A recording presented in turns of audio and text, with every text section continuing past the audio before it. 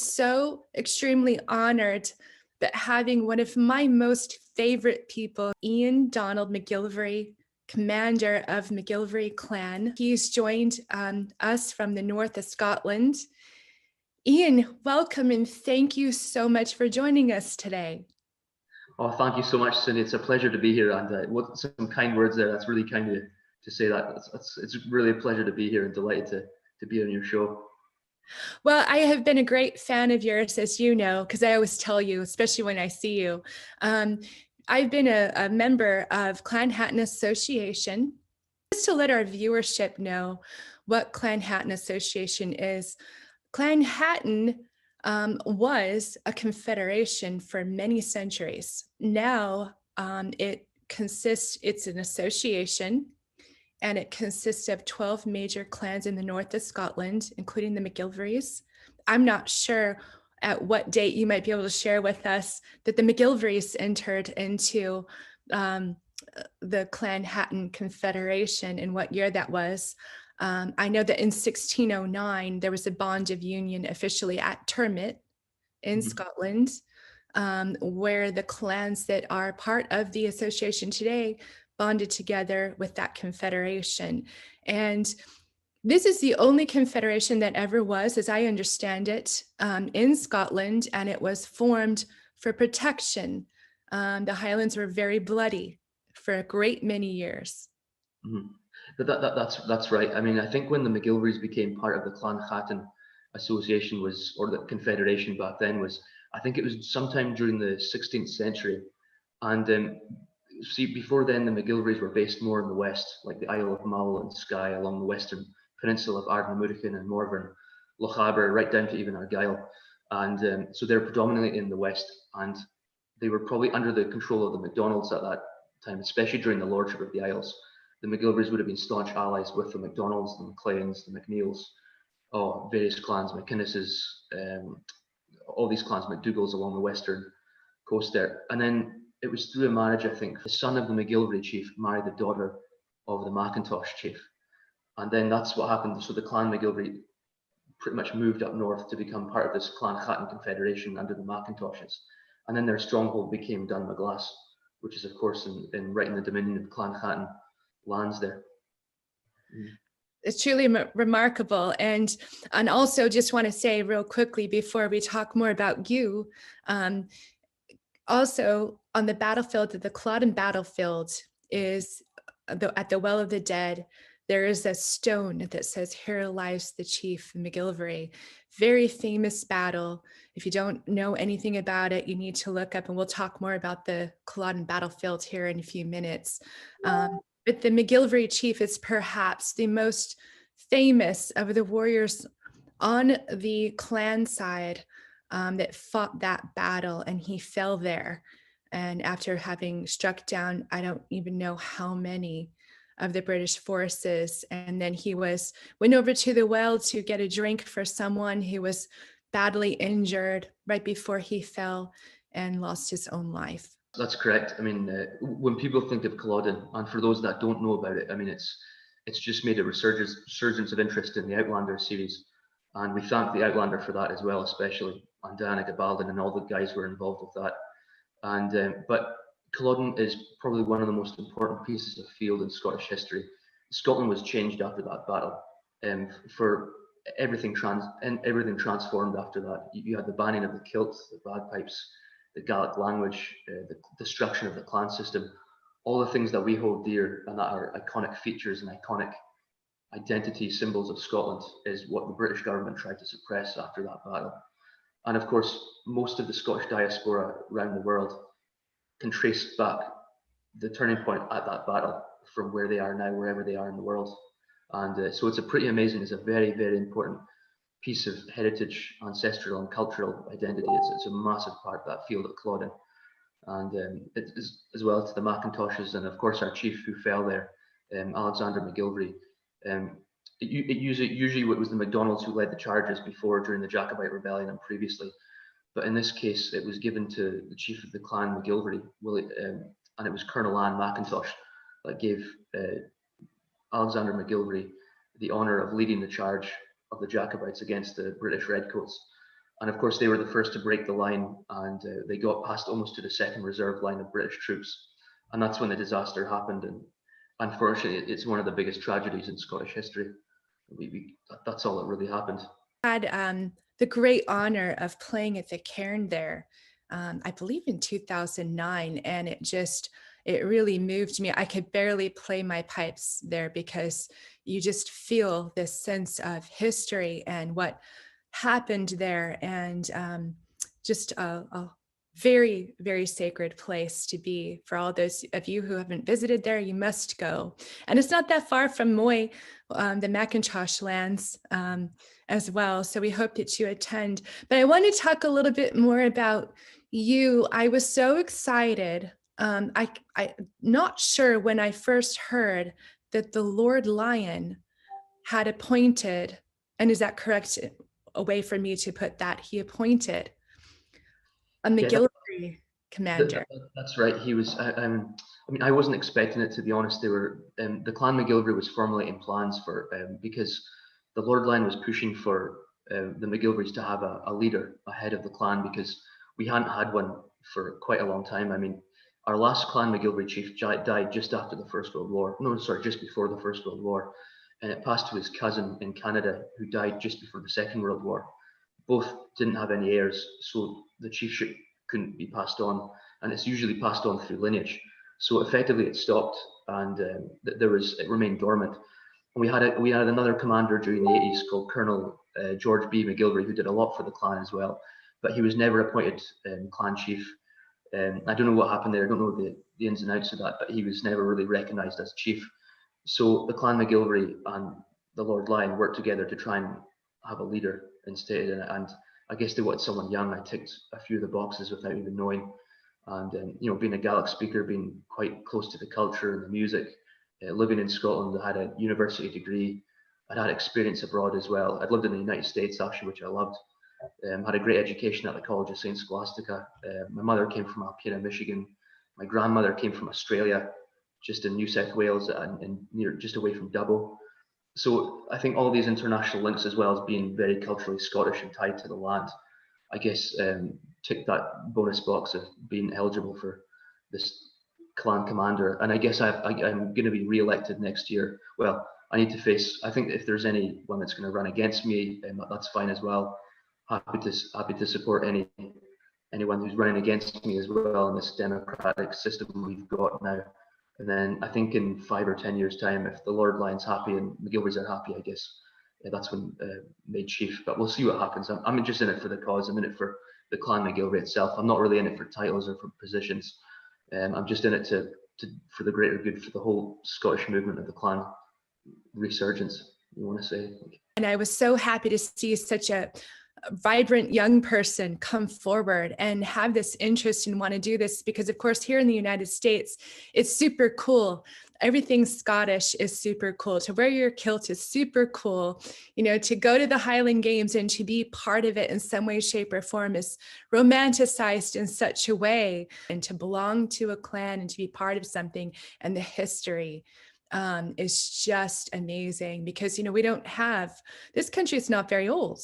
And we've talked about this many times. And so everyone's trying to find their roots, but the Scottish diaspora is very much intact. And we have over 124 games across this country, Scottish Highland Games every year. And it is really, Scotland is so celebrated here. I feel like you are inspiring people, and hopefully other young people to take part and take notice and to become involved. And how can people find you and your clan? Let's talk about that and how they can join and become part of the MacGillivray clan. But also, you had planned a very large gathering for this year, which you had to cancel. And that was going to be very exciting for you as well. That's right. Yeah, I can talk about that. I mean, firstly, I remember soon after I was elected, when I met you, yourself, Cindy, when obviously you were piping for the Clan Chattan Association, our dinner, and you were so congratulatory. I mean, you came out to me and congratulated me, and it was, oh, you're amazing, you know. And it was great to receive that kind of welcoming from yourself as well as a few others, and it was a great time, you know. And I think going back, I mean, I know what you're saying as well with, I think we take it for granted here in Scotland, this whole thing of wearing the kilts, and it's just like, oh, we're just going to attend the Highland Games, we're just going to, you know, the pipe bands are coming, oh, we're just going to go out to the pub for play some music. And this is all before COVID, obviously, you know, and I think we take it for granted here, but then when you go to the States, they so appreciate it. It's quite iconic and it is cool. And the Scottish Americans do, and it is cool to be part of this tradition, to be part of this, these iconic identities, these proud symbols. And yeah, then going back to the Clan MacGillivray gathering, obviously we were expecting a record-breaking gathering this year, and hosting people from all over the world. In fact, we were going to have the largest gathering in our history, I think, potentially even before Culloden. And we were expecting the most nationalities. We had about 30 different nationalities covering all continents as well. So that it was going to be a massive gathering. We were so looking forward to it, so excited. And then suddenly the virus kicked in. We had to shut down things, and it was sad to have to do it, but we had no alternative. There was no choice. We just had to postpone it eventually to another date. That's all we could do, really. No, I understand completely. We had to do the same with Scott Week, and you know, it's been a challenge. But I think at the end of the pandemic, people are going to be so keen to get out there and to come and enjoy life again and reconnect, that you may actually have a much larger contingency than maybe perhaps even from this year. But also, how do people find more information about the Clan MacGillivray and find you and connect with you? How can people do that and follow you and follow what you're doing? I mean, we're doing a lot through social media at the moment. We find that online seems to be quite a good way of doing things. I mean, there is a lot of members who don't have access to social media, and I think this is across the board for a lot of clans. I know it's especially for the younger generation and the majority of people, is that social media seems to be the way. So you can link on Facebook pages, their websites, and we're still working on how to get more attention and gain more membership through online sources. And so we've got some really good people. Actually, we've got Mary MacGillivray, who runs our online team in Australia, and another guy called John Loughney, who runs our online team in USA. And the both of them have been great, and we've still got some things to get going as well. But they've been great to work with, and they've got some great ideas about how to kind of get more membership and to gain more attention or traction with members. And again, it's one of these things, Cindy. You know, you come in Scotland. I think what was the clans in Scotland? The one people, one Glen, you know, one Tartan, one identity. Now they're all over the world. You know, it's become diverse. They're in different countries. And it's funny that the clan interest now is outside of Scotland rather than inside of Scotland, as it once was. And it's those people outside of Scotland that are keeping the clan tradition alive. So it's interesting how the tables have turned and things have gone nowadays. But it's I revere these people. I revere the Scottish Americans, our Scottish Australians, our Dutch MacGillivrays. We've got some Italians, some Argentinians, Chileans, South Africans. We've even got a few members in Japan, India, and Oman and Qatar. I mean, these people really, they hold their roots dear, and I feel it goes back to the saying: those who are distanced from their roots tend to hold their roots that much stronger. That's why people in the States and USA are so proud to go to Highland Games. I mean, some of the biggest Highland Games are in Grandfather Mountain in North Carolina. They're in Pleasanton, California. I mean, I think was it the biggest ever pipe band gathering? It was 1,000 pipers and drummers in California at Pleasanton. Just astounding. Some of the biggest in Australia are Victoria Highland Games, 80,000 people a year. I mean, you're talking huge numbers. They dwarf the ones we've got in Scotland. You know, I mean, it just shows the interest, the enthusiasm. It's the Scottish diaspora that's keeping Scottish identity alive, and I love that. I'm so proud of that enthusiasm and that spirit. You know. I do. I'm always out on that field with the mass bands at Pleasanton. I actually compete there every year for, I think, probably the last 20 years. And there's nothing like being in that sea of pipers and drummers and playing with all of those musicians, as well as we usually have the Marine Third Wing Aircraft Band with us as well. And it's truly an amazing experience. And then the grandstands are just full of thousands and thousands of people, tens of thousands of people attend these events every year. And it is amazing to see. And I always get chills thinking about it and going, and absolutely love it. I love being at those games, and I love being in Scotland. I've missed it so much this year. I can't even tell you. That's the thing. It's, I mean, you're a fine piper yourself, Cindy. And I think, you know, yourself being connected with the music, you know, and we understand the music as well. And I think it's funny, understanding the music. I mean, music is such a big part of Scottish tradition. It's such a big part of the culture. And I think there's only two places on the earth that you'd probably say Scotland and Ireland, where music is such an intrinsically foundational element of the soul of Scotland, you know, and music is taken so seriously here, and it's such a huge part of the tradition. And it's got so much expression as well in terms of, I mean, our country, our history has gone through a lot of emotion in the past. Clan Mackintosh, MacGillivray, and it's gone through such emotion, and a lot of that emotion, and because they couldn't, when everything got suppressed and oppressed, their only way of channeling that emotion was through music. And some of those, I think, I still to this day think some of the most beautiful pipe pieces or bagpipe music, and some of the most beautiful Gaelic songs comes from that era, post Culloden, of that era of suppression and banning of the culture and the tradition. And that's continued on till now, when we've got a resurgence in the music and everything. And it's just, and then when people come back as well, when those who are distanced from Scotland, they come back. I mean, it's your ancestral homeland. It's yours. It's Diana's. It's everyone out there. When they come back, I think there's a sense of belonging, and it's a sudden emotion of, wow, I'm back in my homeland. This is my ancestral roots. Literally, my grandfather, my grandmother, or my great great grandmother, great great grandfather stepped on this land. This was their clan land. They literally physically stepped where I'm standing now. Those who come back to their clan roots, to their Scottish roots, they really feel it. It's overwhelming, and I could see that in people's eyes. I could see it in their emotions. It's incredible to see that, to witness that, you know. It is, and also talking more about the music. In addition to being the head of Clan MacGillivray and the clan commander, you are also a hugely talented musician, and you not only play bagpipes, you play other instruments, you write music, you have bands. Tell us a little bit about your music and what you're doing and how people can find your music and listen to it. Well, I've got some, I mean, at the moment I'm in 3 different musical directions. If our whole family is really musical here, and at the moment I'm on the cusp of actually 2 different albums. They're both Scottish music related, but one's an album. It's a series of music I've composed for the Clan MacGillivray, which I'm going to either release next year or the year after.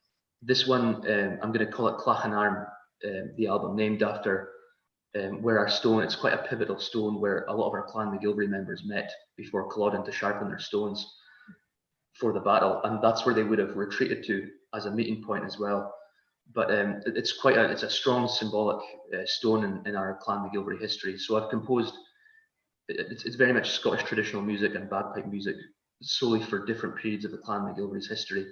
So that's one album I'm working on, and then the other album, which is quite interesting as well, is I'm working on an album mixing kind of Scottish Celtic dance techno music in a more kind of modern setting, and trying to kind of facilitate this packaged sound of Scotland in a kind of radio playable format that could be distributed to the mainstream ear, and something that's not just putting a tune to a beat or a beat to a tune, but to make something like create a riff, create a sound, a kind of unique signature sound of a Scottish Celtic element, and make it cool, make it trendy, make it quite hip, you know.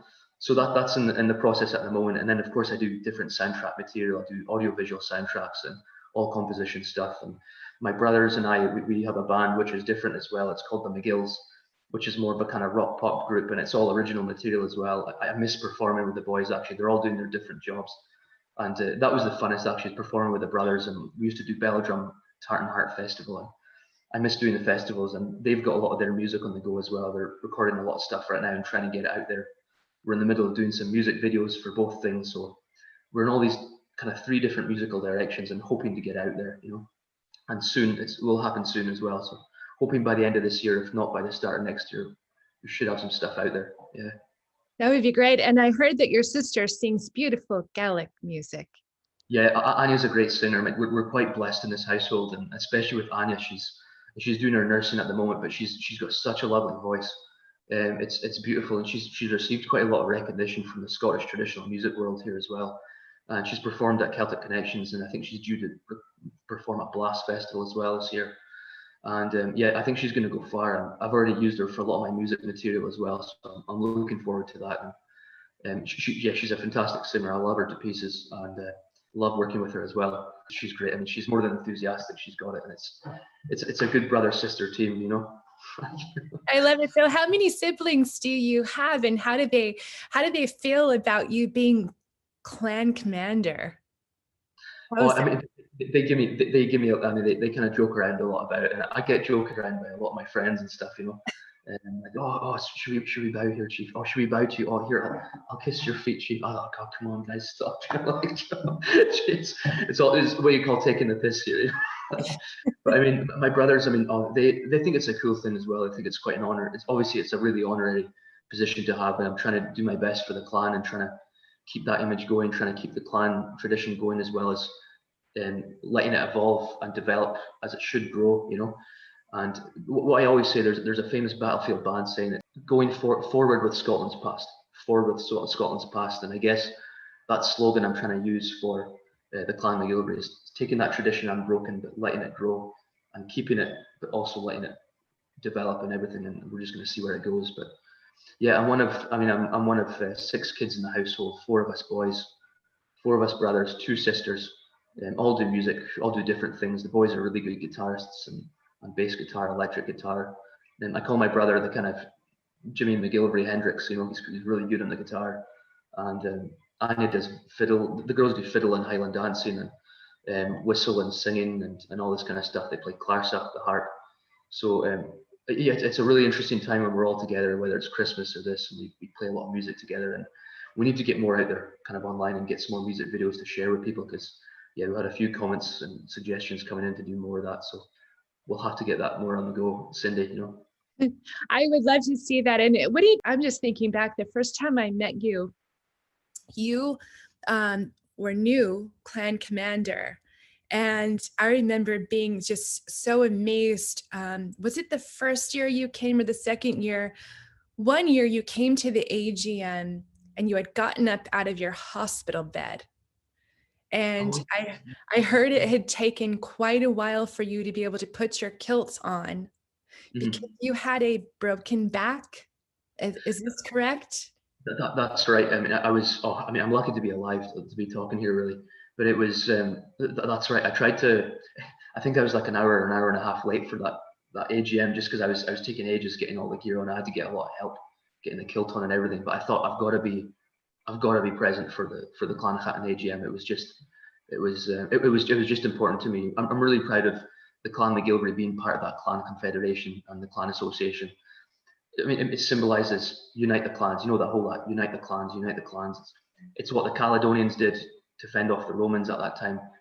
That kind of symbolism of defiance, yet unity with our own. You know, with these clans uniting. That's to me why it's so important to be part of the Clan Chattan Confederation.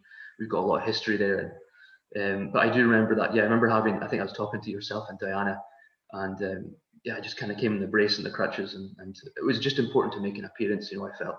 But yeah, you were so brave, and I was so amazed at your courage. You could tell that you were maybe not comfortable, I should say, and that you would get up out of a hospital bed with a broken back with this brace on and come and be there and participate was just truly remarkable. And I thought, here is a man with deep Scottish blood, because that you would do that is truly, truly amazing. And I was so impressed. And you've been interviewed there, you know, on TV and radio, and there's many articles people can find online that have been done about you and what you're doing with the clan. And then also you've been, just for all the Outlander fans, you have been playing pipes for what was Clan Lands last year. So this is our own Scott Week board member, Graham McTavish, who's a member of the Outlander family, played Dougal Mackenzie, great friend. We love him. Shout out to Graham. And also Sam Hewen got together. And at first it was a podcast series they were doing called Clan Lands. So when you first played for them on the Culloden battlefield last year, that was their first season. And then they were in fact picked up by Stars. And so this year they're over there filming during the pandemic, and you're there, which is great. You're able to play with them again, but it was picked up by Stars. It's now called Men in Kilts. and I can't wait to see it. I can't wait to watch it. And I know it's hysterical. I've heard a lot of fun things about it from Graham, but tell us a little bit about that and what you've been doing with them. Yeah, I'm looking forward to seeing it myself. Actually, it looks, just from seeing the trailers, it looks really a really cool program, and it was great to be involved with that. It was great. I mean, I have to thank you yourself for that opportunity as well, and it was great to work with Graham McTavish and Sam Hewen. I think last year we were filming at Culloden Battlefield itself, and this year it was down at Doon Castle itself, which is used as Castle Lear in the whole series. But with Michelle Methven, who was the producer, and there was a few people from California that came over, they were such a brilliant team to work for. And I got to know Graham McTavish and Sam Hewen a bit better. And we were talking, even on the side when we weren't filming, we were just talking about Scottish heritage and Culloden itself and the Jacobites and what happened, how important this is to Scotland and everything. And it was, they're great guys as well. They're fantastic to work with as well as just have the crack with, And yeah, it was great. I think we went to a dinner as well last year, which was great as well, with Michelle, and we were all kind of around. I thought, wow, this is amazing. This is a real Scottish get together here, But it was amazing working with them and seeing what they do and how it comes out. And I'm just really looking forward to seeing it when it comes out. The Men in Kilts and Clan Lands, and a big shout out to Graham and Sam and Michelle as well. They're fantastic to work with, and I'd love to meet them again and to work with them again. They've been hugely supportive of myself and the Clan MacGillivray and whatever we're doing, and I'm sure they support us further, and I support them as well with whatever they're doing, at the moment. Yes, absolutely. And their book Clan Lands should be coming out here shortly. I did an excerpt. I don't think that the Clan Hatton Association is aware of this yet, but I did an excerpt about the Mackintosh feuds for their book. So I can't wait to see that either. It'll be really fun to look at it. We kind of did it in a little bit of jest and tried to write it in a sense that kind of makes it, because it all was very absurd, all of the crazy things that the clans, the feuds they got into and the things that they would do to each other was absolutely barbaric, for lack of a better word. And so it should all be great fun to kind of look at. That's kind of, I feel like, what they're trying to highlight with this, and in talking about history as well. So I think when I first showed up on scene, actually, I think the first thing I saw was, I think Graham and Sam were getting taught how to use the swordsmanship and how the clans would have done it, how these Jacobite warriors would have fought, So they had a big claymore in each hand, and one of them had a broadsword in the targe, and just going through the motions, I thought, man, I've arrived in the right place, this is it, let's go, Iain MacGillivray, Clan Commander of Clan MacGillivray, it's a great honor to have you here. Can't wait to talk with you again and check back in with you. All the best to you. Thank you so much for being with us here today. Pleasure, Cindy. Thank you so much as well.